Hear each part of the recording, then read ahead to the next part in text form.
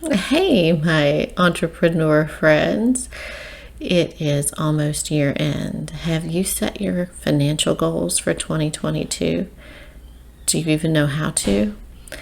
Let's look real briefly at forecasting your next year performance.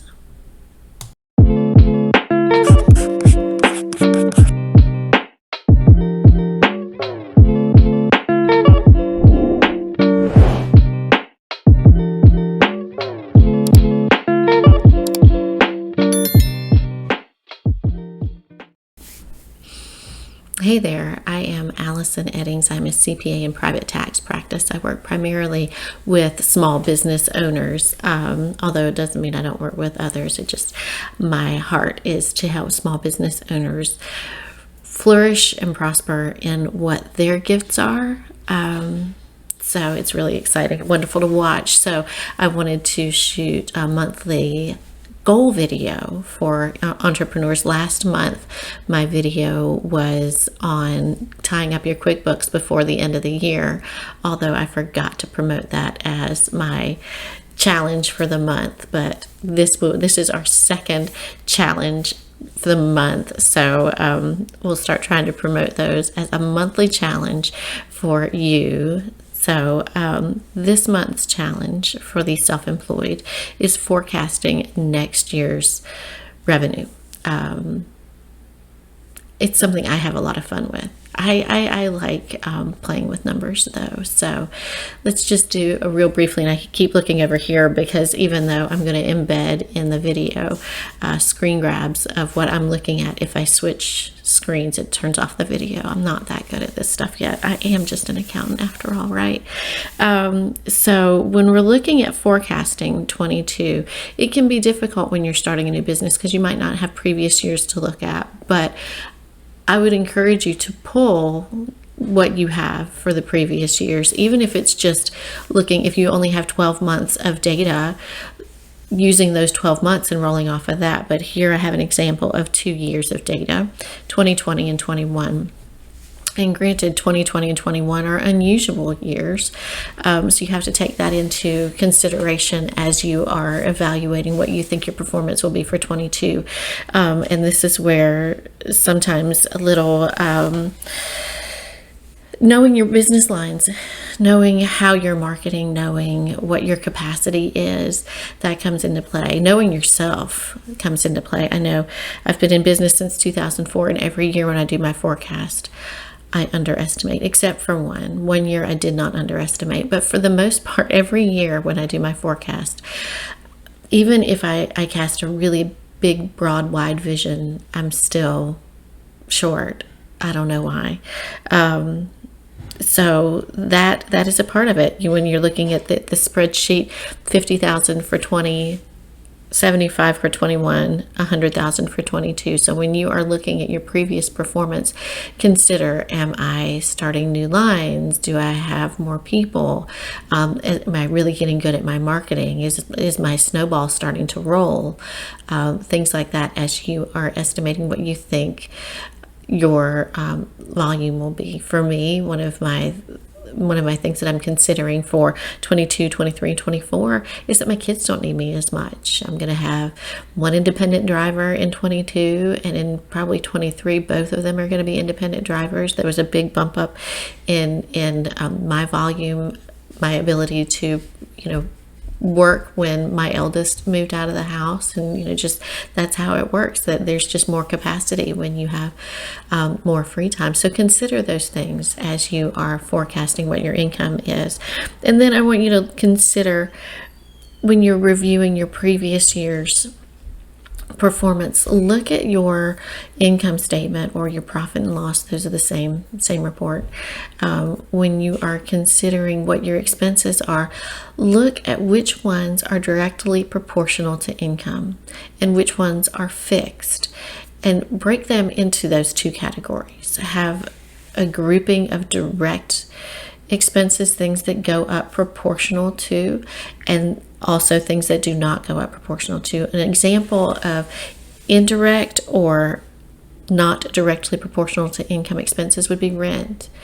As long as you're not outgrowing your space, your rent is going to stay the same month after month. Direct expenses, rent. If you are not outgrowing your facility, then your rent is going to be the same no matter your level of production. You could have everybody take 2 weeks vacation off, your rent is going to stay the same. Everybody could work overtime all month long, your rent is going to stay the same. The same holds true for your equipment leases. If you have equipment that is not being used to maximum capacity, this is a cost that will stay relatively fixed. A book that I really love, and it's listed in the comments under this, that really helps identify fixed costs versus variable costs, is The Goal. And I know a business book might not sound like really fun reading, but it is one of my favorite books. And it is about maximizing production, honestly, using what you have, identifying where your bottlenecks are. It's a really fun book. So that might help you if you wanted to read that book. The first chapter is free on the internet. I can't remember if it's like in Google Books or where it is, but I know the first chapter is free. It's called The Goal, Goal, and it's linked below in the comment, not in the comments, but in the box below. So once you've identified your fixed costs, then the ones that are left over are probably going to be your direct costs, the ones that go up and down based on production, like salaries. Well, not salaries, but cost of good labor to create. Like salaries sometimes are going to be fixed costs, but I doubt that you're at the level here where salaries versus payroll costs are going to be that different. So your payroll costs are probably going to go up and down with levels of production. I estimated here payroll costs were 20% of income.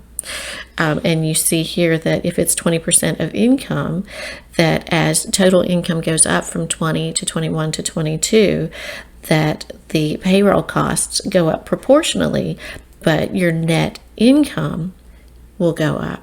You see, in that first year, we have a loss.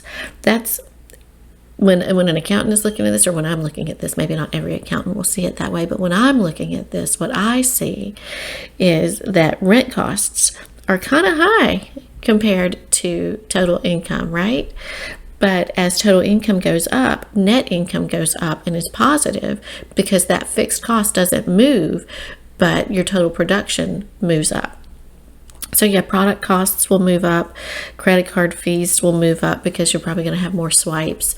So if you can identify roughly what percentage you see that those variable costs are, what percentage of your income, you can project out and say, okay, well, I see that in 2020, product costs were 10% of income. So I'm going to estimate for 2022 that product costs are going to remain 20 or 10%.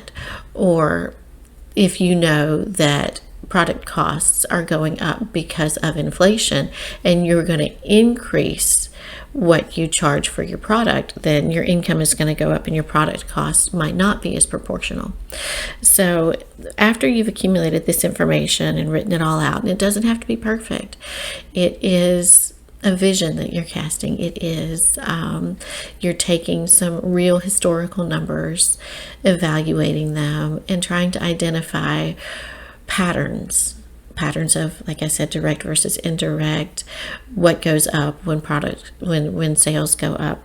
And then you're going to set some quarterly targets. You might even want to set monthly targets. If you have a seasonal business, you might want to divide it out according to season. But again, this is just like an introductory trying to forecast income. So you might not want to do that seasonally. For me, if I divided my total forecast income by 4 and said, okay, these are my first quarter goals, I'm going to blow it out of the water first quarter, right? Because you know, and I know, most of my income comes in before March 15th. So first quarter, I'd blow it out of the water. And then if I said, okay, that last quarter of the year, I'm expecting to make 1/4 of my income. No, I'm not going to hit that target.